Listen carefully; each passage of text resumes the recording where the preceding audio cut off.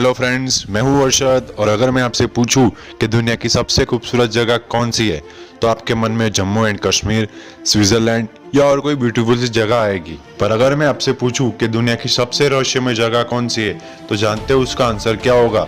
उसका आंसर है इजिप्ट। दोस्तों, आज की इस वीडियो में हम बात करने वाले हैं द ग्रेट पिरामिड ऑफ गिजा के बारे में। इस वीडियो में हम ऐसी कहानी बताने जा रहे हैं जो हमारे प्लेनेट के पूरे इतिहास को ही चुनौती दे रही है। और एक पुरानी कहावत है कि इंसान वक्त से डरता है और वक्त पिरामिड्स ऑफ इजिप्ट से डरता है। सुनने में अटपटा सा लगता है, राइट? वेल, मुझे भी ऐसा ही लगा था, लेकिन शायद इसीलिए कहते होंगे क्योंकि इंसान की कड़ी मेहनत और नॉलेज से बने हुए ये पिरामिड्स एक इंजीनियरिंग वंडर है जो लगभग 4500 सालों से भी अधिक नेचर और वक्त की मार को झेल कर अपनी पुरानी ग्लोरी में अभी भी खड़े हैं। और ऐसा लग रहा है जैसे कि ये वक्त को ही चैलेंज कर रहे हैं। प्राचीन विश्व के 7 अजूबों में से सिर्फ यह पिरामिड ही एक विशेष बचे। दोस्तों, रहस्यमय की बात तो यह है कि 4500 साल पहले उन्होंने ऐसी इमारत को कैसे बिल्ड कर लिया गया, आज तक वैज्ञानिकों की समझ के परे है और साइंटिस्ट के लिए एक रिसर्च का विषय रहा है। 7 वंडर्स ऑफ वर्ल्ड में इजिप्शियन पिरामिड्स ऑफ गिजा सबसे पहले नंबर पर आते हैं और आज तक यही एकलौता एंशिएंट वंडर है जो अब तक 4500 साल से बचा हुआ है। फ्रेंड्स, बहुत लोग मानते हैं कि पिरामिड सिर्फ इजिप्ट में ही है। वेल, ना तो पिरामिड इजिप्ट में सबसे अधिक है और ना तो सबसे बड़ा पिरामिड इजिप्ट में है। सूडान में सबसे अधिक 255 पिरामिड्स है जो इजिप्शियन पिरामिड से भी 500 साल पहले बनाए गए और दुनिया का सबसे बड़ा पिरामिड चोलुला मैक्सिको में है। तो अभी भी सवाल आता है कि आखिर पिरामिड्स ऑफ इजिप्ट में ऐसी क्या खास बात है जो उसको सबसे अलग बना। हर मुसाफिर जो पिरामिड्स को विजिट करते हैं वो उन्हें देखकर मैस्मराइज और सम्मोहित होकर आज तक यही प्रश्न उठाते हैं कि यार कैसे और कहां से इतने भयंकर पत्थरों को लाकर इतने विशाल पिरामिड्स बनाए होंगे। ये 5,92,000 square feet base area cover करते हैं और करीब 20 लाख पत्थरों के ब्लॉक से बना हुआ है। हर लाइमस्टोन और ग्रेनाइट से बने पत्थर हाथियों के वजन से भी अधिक, लगभग 2 से 30 टन के थे और कुछ तो 50 टन से भी ज्यादा थे। ये पत्थर जो वजन में टनों के होते थे उन्हें 480 फीट ऊंचाई तक, जो आज के एक 48 स्टोरी बिल्डिंग की होती है, उतनी ऊंचाई तक आखिर कैसे पहुंचाया गया? पिरामिड्स को तब बनाया गया था जब मैथ्स और आर्किटेक्चर को इंसानी एक्सेप्टेंस नहीं मिली थी और पाइथागोरस ट्रायंगुलर थ्योरम की डिस्कवरी के 2500 साल पहले बनाया गया था।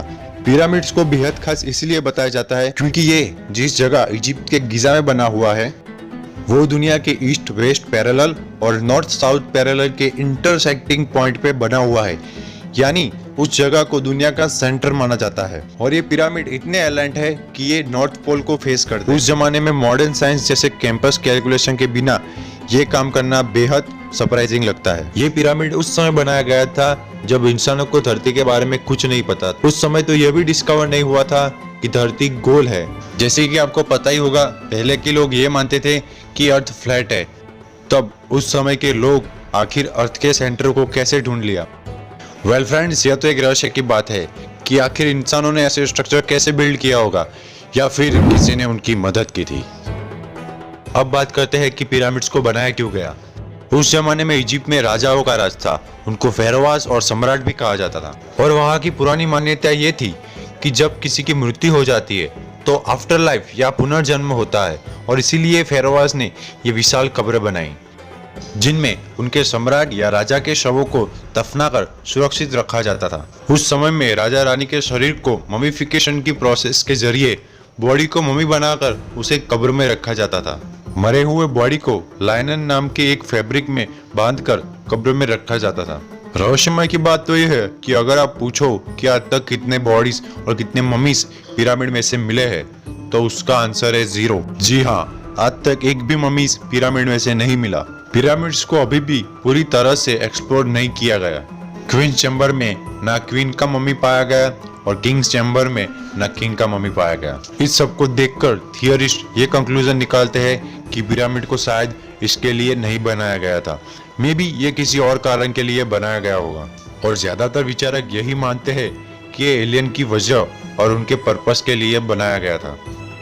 पिरामिड्स को बनाने में करीब 23 साल लग गए थे और सारे स्लेव्स या गुलाम थे।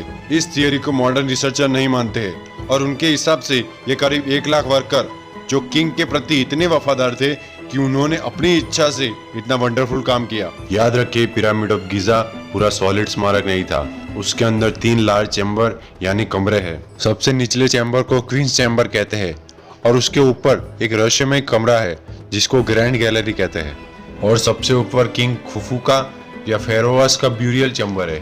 तीनों चैम्बर को पैसेजिस यानी रास्तों से जोड़ा गया है। पिरामिड के अंदर निर्माणकर्ताओं ने पत्थरों को काट कर यह रास्ता बनाया है। यह चैम्बर लगभग 300 फीट लंबी और सिर्फ 3 मीटर चौड़ी है।